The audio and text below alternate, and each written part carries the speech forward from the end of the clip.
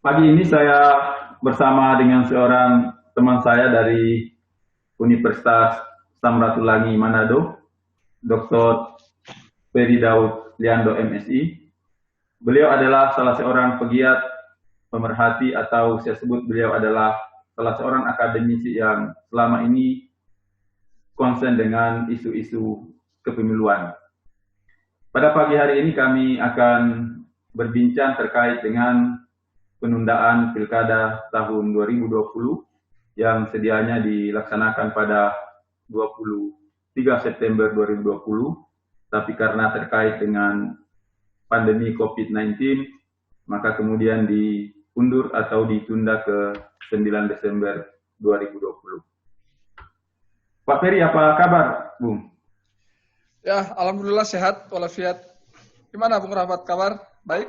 Alhamdulillah sehat dan saat ini masih terus bekerja dari rumah. Saya juga masih terus memantau tulisan-tulisan Anda di media yang terbit di Manado dan juga yang di-share di media sosial. Pak Ferry, kita tahu bersama bahwa saat ini sudah diterbitkan Perpu nomor 2 tahun 2020 yang akan menjadi dasar dari penyelenggaraan pilkada yang akan dilaksanakan pada 9 Desember 2020 ini. Saya ingin bertanya ke Pak Ferry, kalau terkait dengan penundaan ini, sebagian teman-teman mengatakan bahwa penundaan ini masih tanggung. Artinya sekali ditunda, kenapa tidak dilakukan penundaan yang memungkinkan penyelenggara pemilu itu bisa mempersiapkan proses penyelenggaraan ini dengan lebih baik. Nah, yang ingin saya tanyakan ke Pak Ferry, sekiranya pilkada ini, bukan pemilu, pilkada, akan dilaksanakan pada 9 Desember, apa problem yang kira-kira dihadapi baik dalam tataran regulasi atau maupun dalam tataran implementasi? Tentu karena Perpu ini keluar dalam masa darurat, nah tentu kita jangan terlalu banyak berharap kesempurnaannya. Saya sudah membaca perubahan yang dikeluarkan lewat Perpu itu memang akan terlalu banyak hambatan. Ya. Walaupun yang saya asumsikan ini belum tentu akan benar-benar terjadi. Tetapi kalau sangat wajar bagi kita, kalau mulai hari ini sudah mulai mengingat-ingatkan ya potensi yang bisa saja terjadi ya. Potensi yang bisa saja terjadi menghambat pelaksanaan pilkada jika memang dipaksakan di bulan Desember ya. Jadi ini baru potensi, belum tentu akan benar-benar terjadi. Ini akan sangat tergantung pada kesiapan. Kesiapan semua institusi, bukan hanya tergantung pada KPU ya. Sekali lagi semata-mata saya katakan ini bukan hanya tergantung pada KPU. Pertama, institusi yang harus kita dorong itu adalah pemerintah. Ya. Karena ujung tombak apakah pilkada dilaksanakan pada Desember atau tidak, pertama sangat tergantung pada pemerintah. Kenapa demikian? Kewenangan dari pemerintah pusat untuk menentukan kapan berakhirnya bencana. Itu pertama. Pemerintah pusat yang memiliki kewenangan untuk mengumumkan kapan berakhir bencana. Kenapa? Kapan berakhirnya bencana itu yang akan menjadi pintu pembuka untuk dimulainya rentetan pilkada itu bisa berjalan. Ya. Kan begini ya, pilkada kan Desember. Ya. Tapi kan itu kan pemungutan suaranya. Tahapannya itu jauh dari bulan Desember itu sudah harus dimulai. Kalau kita melihat undang-undang lama, ya 6 bulan sebelum pencoblosan itu sudah ada tahapan-tahapan yang harus sudah dimulai. Ya. Jadi tidak serta-merta, nanti bulan Desember, baru persiapan kita kocar-kacir mempersiapkan semua. Enggak. Kita bulan Juni, ya kalau kita melihat rentetan tahapan-tahapan sebagaimana pilkada-pilkada kemarin itu, bulan Juni itu sudah harus dimulai. Otomatis pemerintah itu sudah harus mengumumkan kapan berakhirnya bencana itu pada bulan Juni. Ya. Jadi, silakan. Ya, karena bulan Juni itu akan menentukan ya tahapan-tahapan awal. Ya. Misalnya soal daftar pemilih. itu sudah harus di bulan Juni, ya.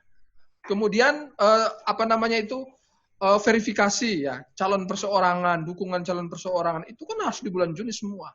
Jadi jangan pernah berpikir nanti Desember.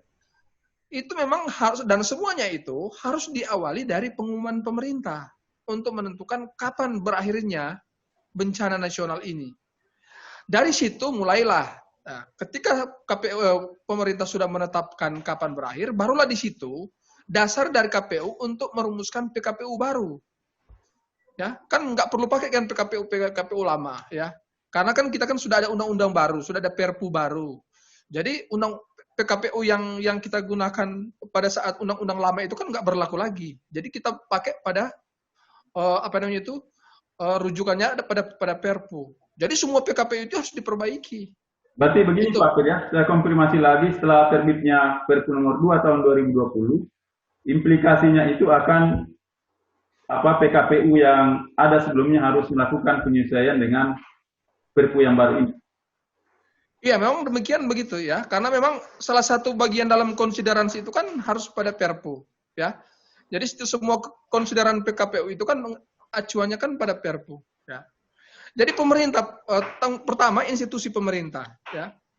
Kemudian selain untuk menentukan kapan bencana berakhir itu, ya, sebagai rujukan untuk dimulainya tahapan-tahapan, kedua itu adalah bagaimana pemerintah pusat memastikan pemerintah daerah itu untuk membahas kembali soal anggaran pilkada. Ya. Kemarin itu kan belum 100% diserahkan pada KPU. Malah sebagian itu kan ada daerah-daerah yang sudah menggeser pada pembiayaan COVID. Nah, sementara saya katakan, Rahmat, kemungkinan biaya pilkada kita ini akan bertambah. Iya, pasti. Coba. Karena kalau bulan Juni tahapan sudah dimulai, otomatis petugas itu kan sudah harus terjun kepada masyarakat. Harus berinteraksi kepada masyarakat. Ya. Misalnya untuk penyusunan daftar pemilih, kan dia kan berinteraksi dengan masyarakat. Kemudian verifikasi faktual untuk dukungan calon perseorangan, kan berinteraksi langsung dengan masyarakat. Kalau yang dulu itu hanya menggunakan sampel, dari 1.000 itu hanya dipilih sampel berapa orang. Tapi sekarang dengan metode sensus, apa artinya? Sensus itu semua masyarakat itu didatangi. Ya. Sebuah masyarakat yang memberikan dukungan terhadap calon perseorangan itu harus didatangi satu persatu. Nah ini otomatis ya butuh anggaran ya bagi petugas ya yang melakukan pendataan, melakukan verifikasi. Ya. Perlu apa namanya itu ya? Yang Bung Peri tadi sampaikan saya bisa bayangkan begitu problem yang akan timbul kalau para petugas pilkada ini turun ke lapangan. Sementara kan kita sekarang berada di bulan Mei. Kalau dilaksanakan Desember berarti proses akan berjalan di bulan Juni. Sementara saat ini kita tahu persis bahwa belum ada kepastian untuk memastikan bahwa pandemi ini sudah berakhir. Misalnya saya sebut di Sulawesi Tengah. Sulawesi Tengah ini adalah salah satu provinsi yang akan juga melaksanakan pemilihan gubernur, termasuk juga di tempatnya Bung Peri di Sulawesi Utara. Itu tren peningkatan kasus-kasus COVID-19 itu masih terus bertambah dari waktu ke waktu. Nah, kita bisa bayangkan bagaimana kesulitan yang akan dialami oleh petugas untuk datang melakukan sensus di rumah-rumah penduduk atau di rumah warga. Sementara masyarakat sendiri sekarang itu untuk menerima tamu, ada sebagian masyarakat yang sudah menutup pintunya untuk menerima tamu. Jadi problem ini akan sangat serius dan saya kira akan berdampak kalau ini dipaksakan di 9 Desember sebagaimana yang Bung Peri tadi sampaikan. Kira-kira seperti apa itu masalah ya. Nanti? Kalau kita ikuti ya penjelasan dari ahli-ahli kesehatan, ya ini kan kasus corona itu kan ada 3 masa ya. Pertama masa kritis ya, masa kritis. Kemudian kedua masa berakhir ya. Ketiga masa untuk kondisi normal dalam keadaan normal. Nah ternyata kondisi berakhir itu ya, kondisi berakhirnya virus ini belum tentu dia sudah masuk dalam kondisi normal.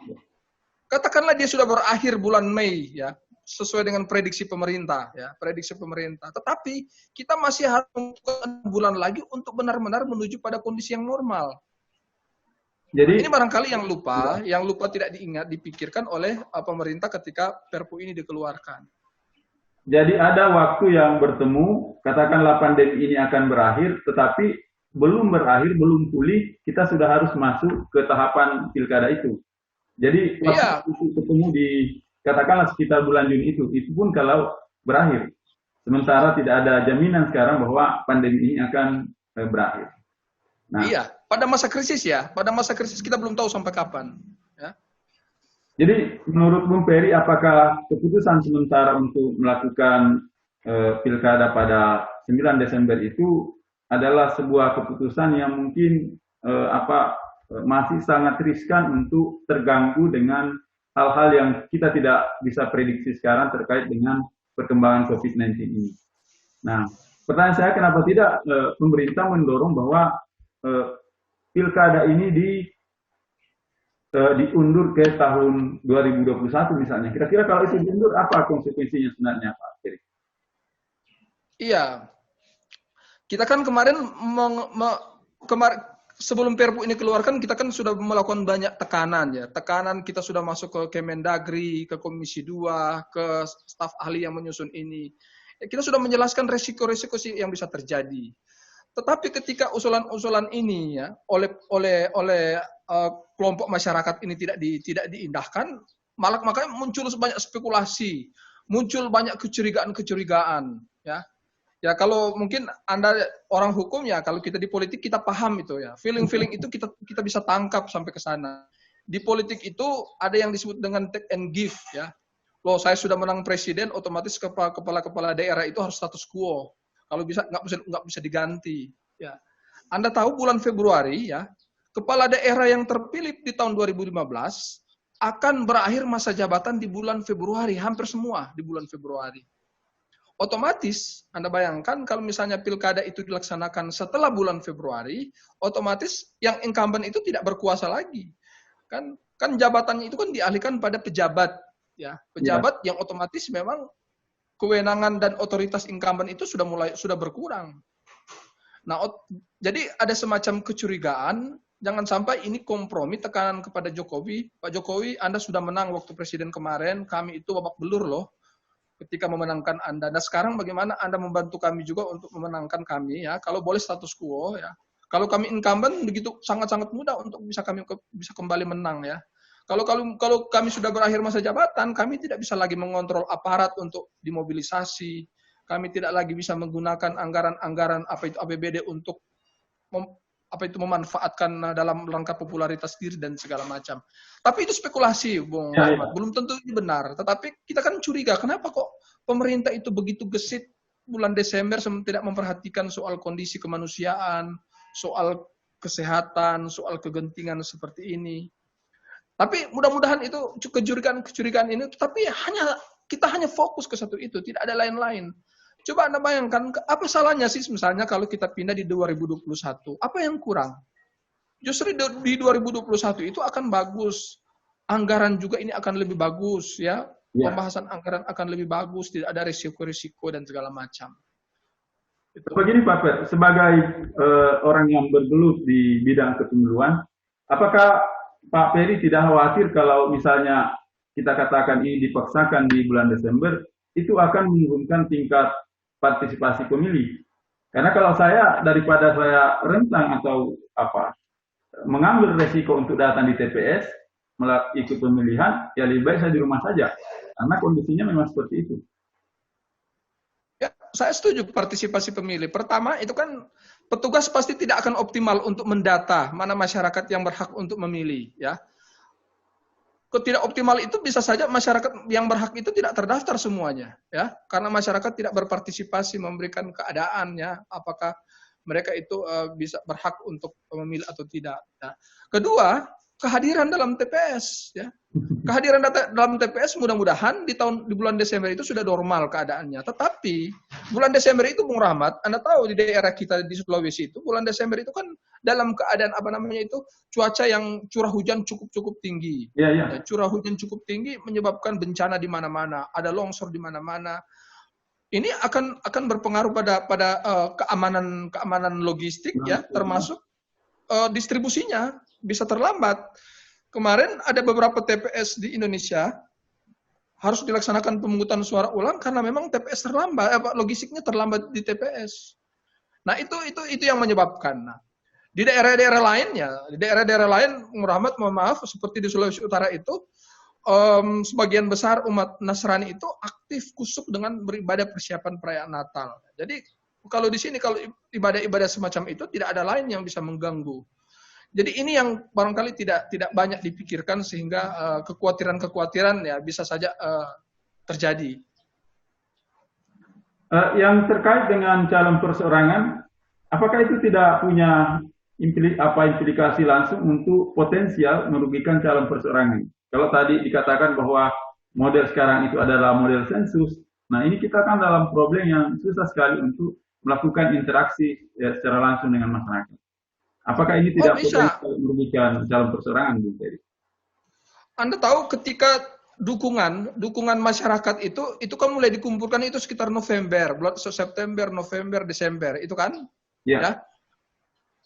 Jadi jeda waktu antara dukungan itu dimasukkan dengan verifikasi faktual itu terlalu panjang itu. Sekarang sudah bulan Mei, bulan Juni katakanlah dimulai. Bisa saja terjadi perubahan dinamika masyarakat. Status masyarakat bisa saja berubah. Ada yang sudah pindah, kemudian ada yang sudah meninggal, atau hak-hak sebagai warga negara untuk memilih itu sudah hilang atau seperti apa. Kan bisa saja mengalami pengurangan yang sangat-sangat mengganggu calon-calon perseorangan. Nah, di undang-undang kita mengatakan kalau misalnya data yang dimasukkan ya mengalami pengurangan ya harus diganti 2 kali lipat. Nah, ini apakah ini saya setuju dengan Anda katakan tadi ini sangat-sangat mengganggu ya. Sekarang ya oleh karena itu kita tunggulah PKPU-nya. Apakah ada dispensasi khusus ya. Misalnya kan pasti ini akan mengalami pengurangan kan ada yang sudah meninggal ya, yang mendukung itu sudah meninggal atau seperti apa, atau sudah berpindah tempat karena tugas atau ikut keluarga dan seperti apa. Nah ini berpotensi itu dukungan itu akan berkurang. Nah di undang-undang memberikan ancaman kalau dia berkurang itu harus diganti ya. Kalau tidak mencukupi sesuai dengan syarat undang-undang itu harus diganti dengan 2 kali lipat. Dan gantinya lebih besar daripada yang diganti. Iya. Nah, jadi yang lain lagi, Bung Ferry, soal saya baca juga catatan Anda terkait dengan bulan Desember itu bukan hanya di tempat Bung Ferry dan saya kira di semua tempat juga kegiatan-kegiatan keagamaan itu berlangsung. Terkait dengan pelaporan keuangan, Desember itu kan akhir tahun anggaran untuk pemerintah.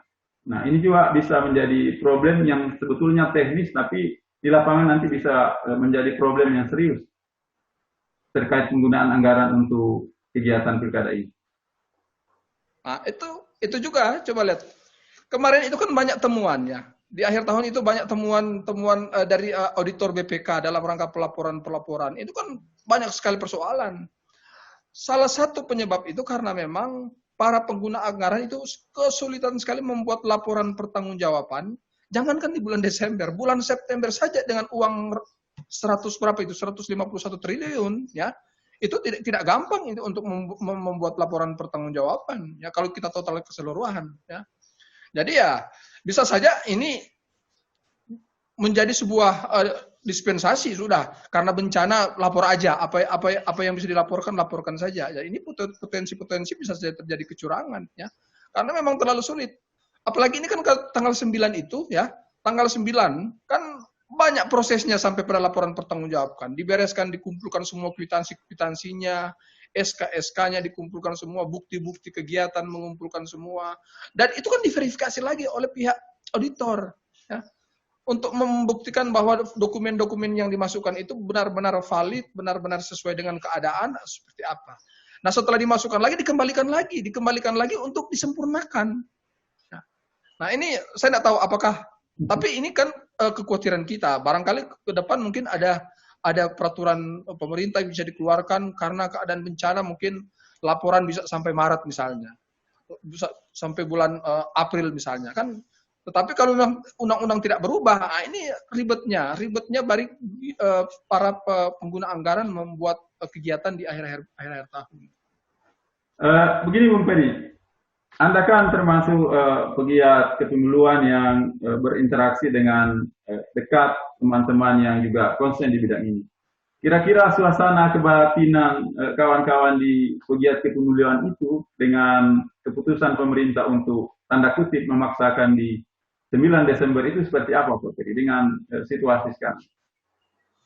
Ya, bahasa-bahasa teman-teman KPU kan mengatakan bahwa mereka itu hanya implementor. Jadi apa saja yang sudah dibuat oleh pemerintah, diputuskan oleh DPR itu kan. Walaupun dari hati kecil saya bisa merasakan kesulitan-kesulitan yang akan mereka alami. Anda kan mungkin pernah jadi penyelenggara. Kesulitan-kesulitan menghadapi ini kan terlalu berat. Ya.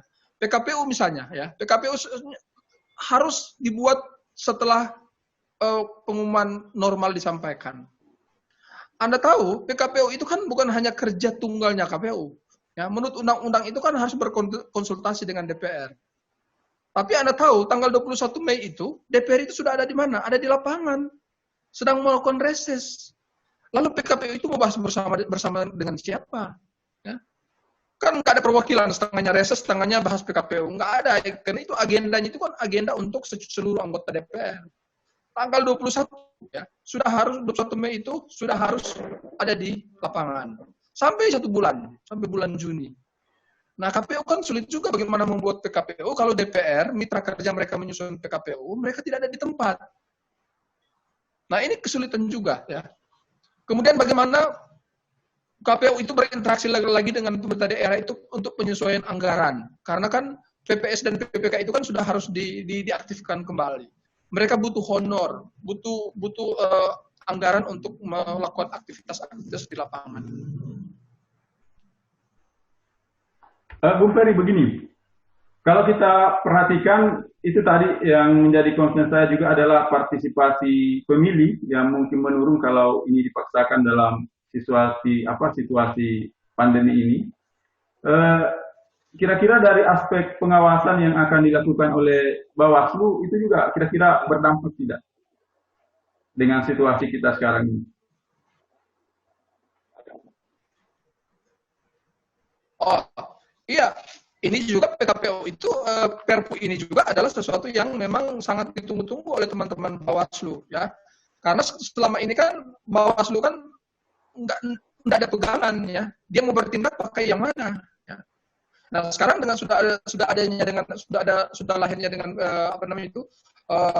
kerangka hukum baru, otomatis Bawaslu sudah memiliki pegangan, ya. Misalnya sekarang sudah banyak kepala daerah itu membagikan bansos, ya, membagikan bansos. Bawaslu dia mau melakukan tindakan dengan menggunakan undang-undang yang mana, ya. Nah, sekarang sudah ada Perpu, otomatis ini menjadi pegangan bagi Bawaslu untuk sudah bisa bertindak bagi kepala daerah. Ya. Jadi kalau di undang-undang itu kan ada 2 objek, kepala daerah dan calon. Yeah. Calonnya memang belum ada, tapi sekarang di undang-undang juga menjelaskan kepala daerah itu dilarang, ya, membuat kebijakan untuk menguntungkan dirinya. Ya. Jadi kepala-kepala daerah sekarang yang pakai bansos, ya, mendistribusikan bansos misalnya pakai namanya, ya, meletakkan simbol-simbol namanya di sarung atau di karung atau di kertas plastik atau seperti apa, itu kan sudah bisa ditindak, ya. Dan itu ada di mana-mana, ya. Nama singkatnya itu nama itu dijadikan singkat, kemudian dipakai embel-embel untuk kemanusiaan, ya. Padahal itu ada simbol-simbol untuk calon-calon tertentu. Nah, ini Bawaslu sudah bisa masuk ke sana, untuk bisa mengeksekusi, ya. Dan walaupun memang tantangan dari KPU sekarang adalah dia harus menyesuaikan juga dengan penyusunan PKPU. Nah, itu tadi yang saya kira juga menjadi perhatian. Kita tahu bahwa pemerintah dalam bulan-bulan ke depan ini itu akan menurunkan bantuan stimulus ke masyarakat dalam jumlah yang mungkin sangat masif. Jadi ada bantuan dari pemerintah pusat, dari pemerintah daerah, bahkan bantuan itu juga akan disalurkan oleh pemerintah desa. tidakkah ini menjadi potensi yang sangat besar untuk terjadinya penyimpangan tadi itu? Jadi kepala daerah yang terutama tadi yang incumbent, yang mungkin juga berkepentingan agar pilkada ini dilaksanakan masih dalam tahun 2020, itu menjadi alat bagi mereka untuk nebeng di program-program bantuan sosial selama pandemi COVID-19 ini. Nah, ini kita tuntut teman-teman Bawaslu sedapat mungkin bagaimana mereka membuat regulasi agar apa yang Anda sampaikan tadi itu bisa menjadi objek, ya. Sekarang banyak kejadian-kejadian di daerah, ya. Banyak bantuan-bantuan dari pemerintah pusat, mereka tidak langsung salurkan, ya. Mereka tahan, kemudian mereka itu distribusikan bersama-sama dengan bantuan dari APBD, ya. Kalau APBD itu kan ada cap-capnya, ada jempolnya, atau bantuan pemerintah daerah melalui bupati ini, ya, mulai bupati ini kan langsung disebut namanya. Jadi ini kan mengkecoh masyarakat. Seolah-olah bantuan pemerintah pusat itu adalah bantuan pribadi dari bupati yang menjadi calon kepala daerah. Nah, ini kita butuh regulasi soal ini, ya. Kalau kita mengatakan ini pelanggaran, ya pelanggaran. Tetapi pelanggaran menurut aturan yang mana? Oleh karena itu memang ini menjadi tantangan bagi teman-teman Bawaslu, ya. Apakah bagian-bagian seperti ini mempolitisasi bantuan? Satu lagi Pak Tony, yang saya ingin konfirmasi lagi mungkin terakhir, karena di Palu ini lagi sementara hujan Pak. Ya. Lagi hujan deras, jadi agak kurang kedengaran. Saya justru membayangkan kalau pilkada ini semua pihak punya komitmen, katakanlah karena kita dalam situasi krisis sekarang, sebaiknya pilkada itu kita undur ke September 2021. Nah, menurut saya ini justru akan memberi ruang, apakah itu calon incumbent atau calon yang pendatang baru, itu akan justru memberikan ruang yang fair untuk mereka berkompetisi. Kalau pilkadanya itu diundur sampai masa pandemi ini berakhir. Nah, kenapa saya katakan demikian? Karena kalau dipaksakan dalam situasi sekarang, selain teknis penyelenggaraan di lapangan yang mungkin menjadi problem, nah itu tadi, itu akan sangat rentan dengan bantuan-bantuan sosial yang akan dikucurkan oleh pemerintah itu tadi. Nah, kalau ini dilaksanakan misalnya di bulan Maret 2021 atau bahkan menyeberang ke September 2021, itu akan memberikan ruang kompetisi yang cukup fair bagi setiap calon nanti. Bagaimana pendapat Bung Ferry?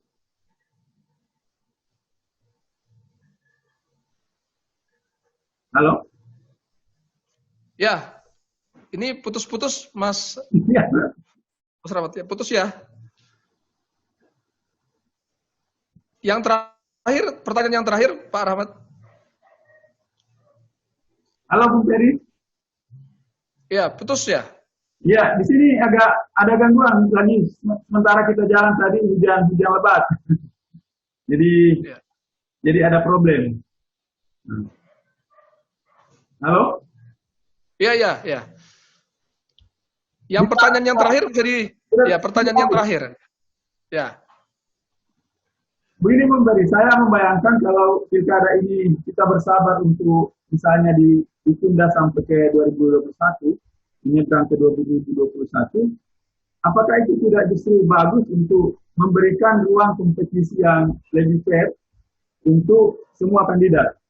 Karena kita tahu bahwa di bulan-bulan ke depan ini, incumbent itu punya potensi untuk, ya dalam tanda kutip tadi, karena akan banyak sekali bantuan itu untuk masyarakat, dalam bentuk dana stimulus, di situ problemnya incumbent bisa bermain di situ, dengan bantuan-bantuan tadi. Oh iya, karena pilkada itu kan identik dengan kompetisi ya. Jadi kompetisi kan ya, semua calon itu akan memanfaatkan ya, bagaimana mendapatkan peluang agar dia bisa mendapatkan keuntungan ya. Seperti saya katakan tadi, ya banyak terjadi di daerah itu bantuan-bantuan pusat itu di stop ya, tidak langsung didistribusikan. Ditahan kemudian didistribusikan bersamaan dengan bantuan APBD ya. Kalau APBD itu kan tercatat kan nama kepala daerahnya. Ya. Jadi seolah-olah masyarakat tahu bahwa bantuan pemerintah pusat itu adalah bantuan dari pemerintah setempat ya. Nah, ini bagian, makanya kita butuh dukungan regulasi ya, bagaimana cara untuk membuktikan bahwa itu adalah sebuah pelanggaran atau tidak. Oleh karena itu bagaimana merumuskan secara operasional kita butuh regulasi dari Bawaslu ya. Apakah itu masuk kategori pelanggaran atau seperti apa. Nah, kemudian kalau misalnya Anda mengikuti ya aktivitas-aktivitas yang kami lakukan, sebetulnya yang kami harapkan itu memang 2021 ya, ditunda 1 tahun ya. Tetapi saya tidak tahu apa agenda-agenda dari pemerintah ya. Agenda dari pemerintah untuk memaksakan di bulan Desember.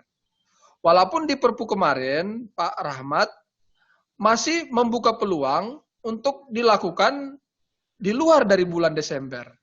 Ya, mengatakan kalau memang bencana belum berakhir, maka akan ada kesepakatan bersama antara KPU, pemerintah dan DPR untuk menetapkan kapan dilaksanakan pilkada kalau misalnya Desember tidak memungkinkan. Nah, ini masalah baru lagi ya. Masalah baru lagi, misalnya sudah dimulai bulan Juni ya, tahapan sudah dimulai bulan Juni, ternyata pada bulan coba bayangkan berapa anggaran yang sudah terbuang pada waktu itu ya. Energi yang terbuang pada waktu itu sudah dilaksanakan dari bulan Juni, ternyata bulan Desember itu ternyata tidak memungkinkan dan oleh undang-undang masih bisa digeser pada waktu-waktu yang di luar dari bulan Desember. Nah, pasal ini pun Bung Rahmat ini mengandung banyak sekali persoalan. Pertama, KPU menetapkan bersama-sama. Ya. Ingat, KPU itu adalah kerja mandiri, kerja independen, tidak boleh tergantung dengan pihak-pihak lain dalam rangka membuat keputusan. Tapi Perpu ini mengatakan harus disepakati secara bersama-sama. Kemudian yang kedua, disebut bersama-sama dengan DPR. Bung Rahmat, di DPR itu adalah multi kepentingan. Ya, belum tentu DPR dalam KPU untuk menentukan. Tetapi Perpu mengatakan bersama dengan DPR, bersama dengan pemerintah. Yang saya ragukan di sini adalah teman-teman di DPR itu kepentingannya kan, kalau di sana ada 9 fraksi, ada 20 orang yang berkepentingan di sana. Ada 20 pihak yang berkepentingan di sana. Nah, dan apalagi saya katakan, kapan pilkada itu ya, kapan pilkada itu dilaksanakan itu sangat-sangat tergantung pada momentum. Ya, siapa yang diuntungkan. Jadi ada pihak yang diuntungkan, ada pihak yang dirugikan kalau kapan itu pilkada itu dilaksanakan. Ya. Jadi ini juga agak riskan ini, Bung Rahmat. Ya, terima kasih Bung Ferry. Karena mungkin situasi di Palu ini lagi sementara hujan deras, jadi kurang ini terdengar suara Bung Ferry. Insya Allah nanti diskusi ini kita akan lanjutkan di lain waktu. Banyak hal tadi yang Bung Ferry sudah sampaikan terkait dengan potensi-potensi yang bisa muncul mengganggu dan mengurangi kualitas demokrasi lokal ini kalau dipaksakan dilaksanakan di 9 Desember 2020. Saya ucapkan terima kasih kepada Bung Ferry yang telah bergabung pagi ini bersama saya. Mudah-mudahan apa yang kita bincangkan pagi ini keluar dan menjadi masukan bagi pemerintah untuk mengambil kebijakan atau langkah-langkah yang lebih baik. Tapi sebetulnya kita berharap agar apa yang kita bincangkan ini tidak terjadi, sehingga 9 Desember itu tetap bisa berjalan dengan baik. Sekali lagi terima kasih Bung Ferry. Selamat siang. Assalamualaikum warahmatullahi wabarakatuh. Waalaikumsalam. Menjalankan ibadah puasa, Bung Rahmat. Oke, siap. Terima kasih banyak, Bung Ferry.